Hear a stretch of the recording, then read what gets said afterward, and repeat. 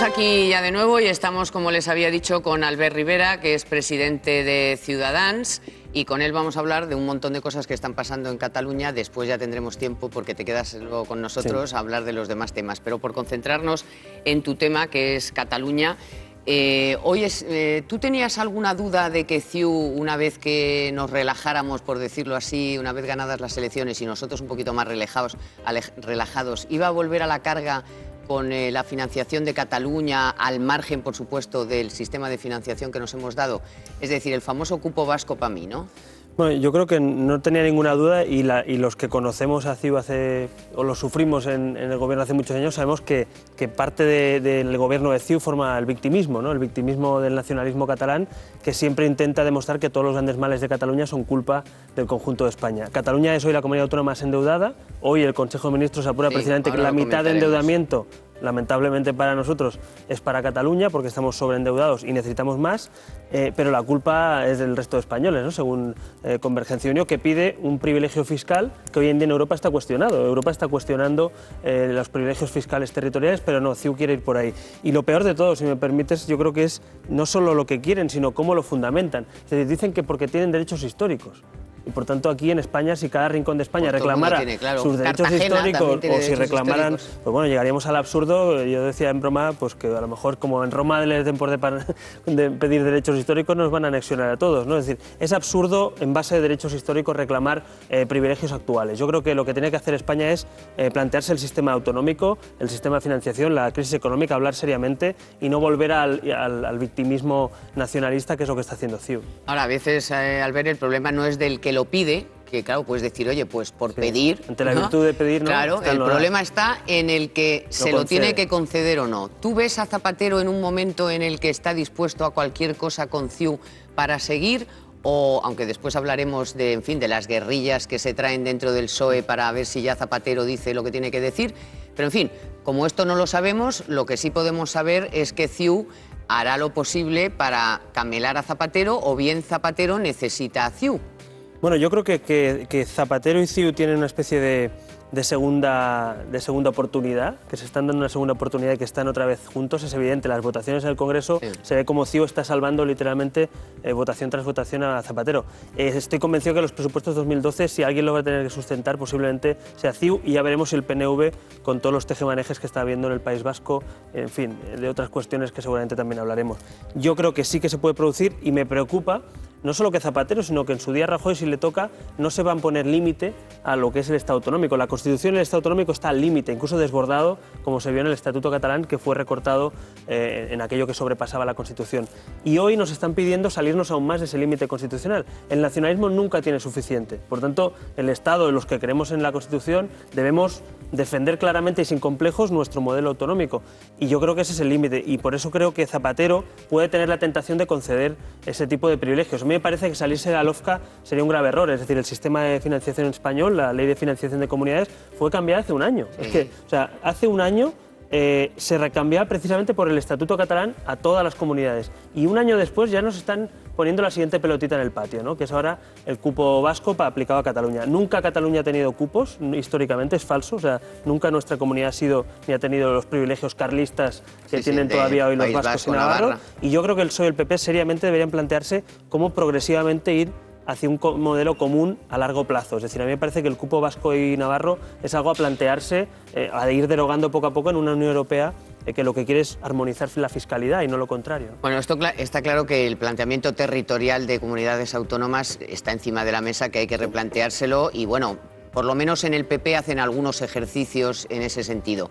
Pero ¿no crees que eso, sin una reforma de la ley electoral, no solucionaríamos mucho? Porque al final serían los mismos 200.000 o 1 millón o 600.000 de votos que afectarían a toda España y al final estarían manejando, por decirlo así, el Parlamento de alguna manera. Yo creo que sin duda hay que cambiar la ley electoral para que los votos de los ciudadanos en España valgan lo mismo y no hayan chantajes aritméticos como los que se producen donde Esquerra Republicana o el BNG tienen condicionados a todo un país, cuando representan a un 0,5 o un 1% de la población. Pero también hace falta altura de miras, ¿no?, en los líderes del PSOE y del PP, desde mi punto de vista, para saber que, como decías antes, ante la virtud del pedir está el no dar. Si el PSOE y el PP PP, que tienen 320 y tantos escaños, se ponen de acuerdo para revisar el modelo autonómico, para cerrar la LOFCA, para cerrar las competencias de una vez por todas, no necesitan ni a Esquerra, ni al BNG, ni al PNV, ni a CiU. El problema es que la tentación está ahí y tanto Zapatero, en su día el PP, y espero que no vuelva a pasar si le toca gobernar al PP, tienen esa tentación de pactar con los nacionalistas. Por tanto, es un problema electoral,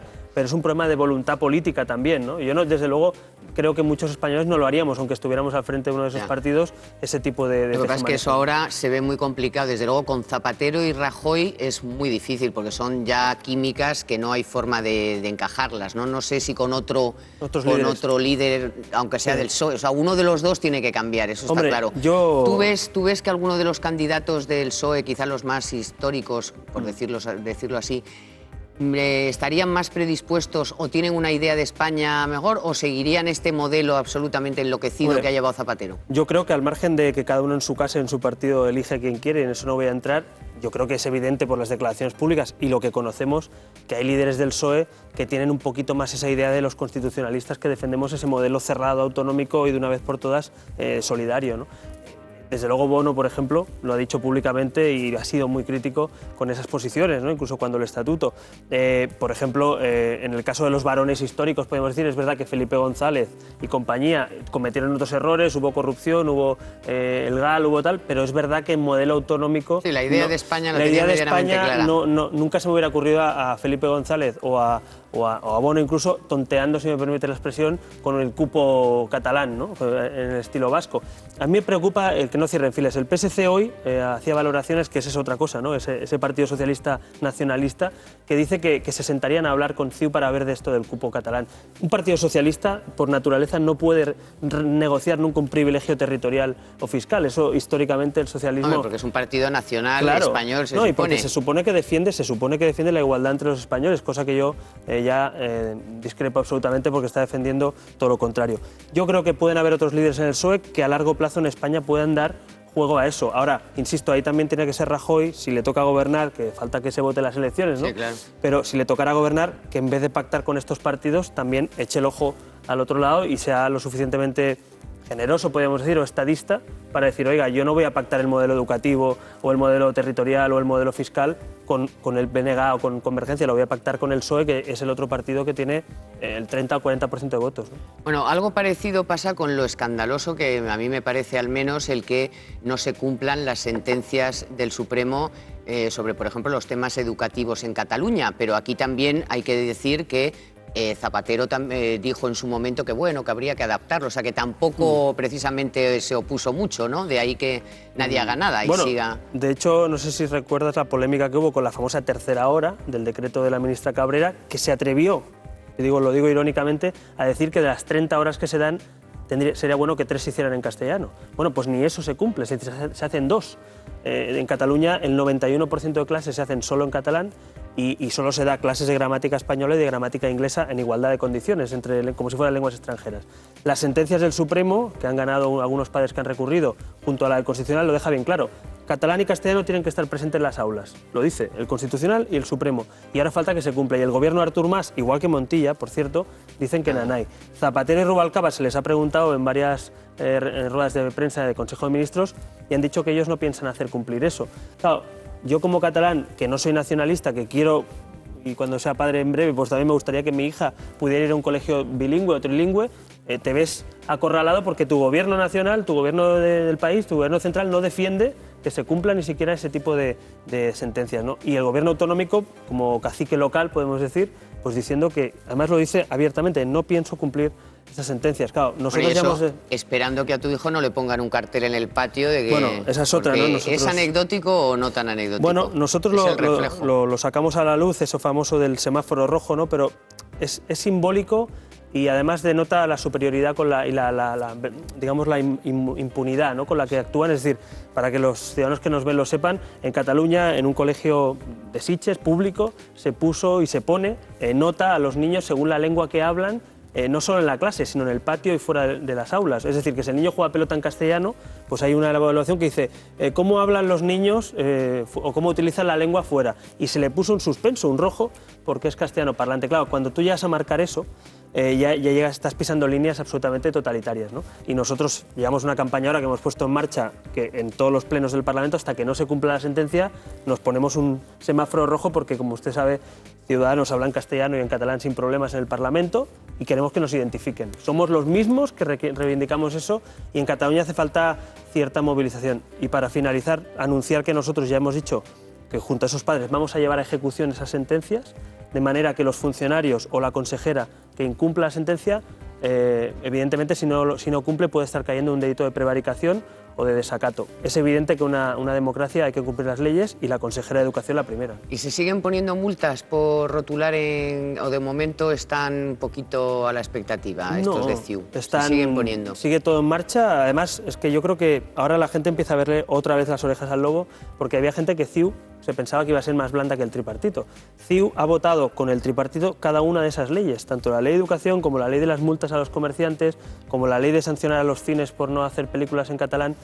Todo ese cuerpo común del nacionalismo lo ha defendido el tripartito y CIU. O sea, no las ha derogado, que sepamos. No solo no las ha derogado, yo lo digo abiertamente, el tripartito le hizo el trabajo sucio a CIU. Es decir, aprobó una serie de leyes que ahora CIU las tiene que le han venido abiertas. Fenomenal. Y el señor Montilla fue el líder que se tiró al vacío, liderando un socialista cordobés, liderando todo este tipo de políticas, ¿no? Cosa absolutamente surrealista. Bueno, antes te referías efectivamente a esa aprobación por el Consejo de Ministros, que aún no ha concluido, pero vamos, era lo que estaba en cartera aprobar, autorizar la emisión de deuda para Cataluña, también para Madrid, Andalucía, Asturias, Canarias, Extremadura, Galicia y Baleares, pero efectivamente el monto total es de 3.000 y 1.800 son para que lo pueda hacer la Generalitat de Cataluña.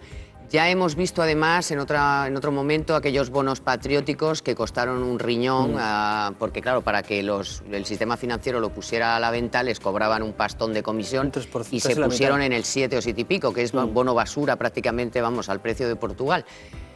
¿Cómo es posible que con el endeudamiento brutal que hay se les permita endeudarse más y no se les exija un plan rígido, severo, de reducción del gasto? Porque todos nos preguntamos, bueno, ¿y por qué no cierran las embajadas que tienen por todo el mundo? Por ejemplo, o sea, que a lo mejor no son los 1.800 millones, pero, por ejemplo, dar un poquito de ejemplo, ¿no? Bueno, a mí lo que me preocupa es el doble discurso que hay en todo esto, especialmente en Cataluña, que es la mitad de ese monto que decías, ¿no? Y por un lado tenemos declaraciones públicas del señor Pujol, de Artur Mas, diciendo que tienen que ir en turista, que no hay para pagar las nóminas, que le están dando ciertos circulares a los colegios públicos para que consuman menos luz y menos agua, cosa que, bueno, que denota gravedad, ¿no? Pero por otro lado, ese plan de viabilidad famoso solo lo conoce Zapatero, el Parlamento de Cataluña no lo conoce, es más, el otro día Ciudadanos propuso que se hiciera un debate y un pleno sobre el tema y hay que decir que el PP acabó absteniéndose y salvando que no se hiciera ese pleno. En fin, hay una especie de opacidad para que no se conozca cuál es ese plan. Porque yo en ese plan, si a mí me dicen que hay que recortar embajadas, que hay que reducir o hacer racionalizar el gasto en televisión pública, que hay que reducir estructuras políticas o cargos de confianza, evidentemente lo votaríamos a favor. Pero si lo que hay que reducir es educación pública, si lo que hay que reducir son policías, si lo que hay que reducir son jueces que nos faltan, pues votaríamos en contra. Entonces yo creo que depende un poco de ese plan de viabilidad y lo que me parece grave, en definitiva, es que las comunidades autónomas no tengan un techo común en el que se diga hasta aquí hemos llegado, apáñatelas y tú sabrás lo que tienes que reducir. Vale, y una última cosa muy breve, porque en este mare magnum de gasto resulta que la abolición de las corridas de toros va a costar dinero. Creo que ustedes lo han valorado en 300 millones de euros. Sí, bueno, yo creo que incluso ABC en su día hizo un estudio también que lo publicó cuando la prohibición se calcula entre 300 y 350 millones, para que nos entiendan rápidamente. Y eso lo pagan todos los catalanes. Los espectadores, que nos entiendan.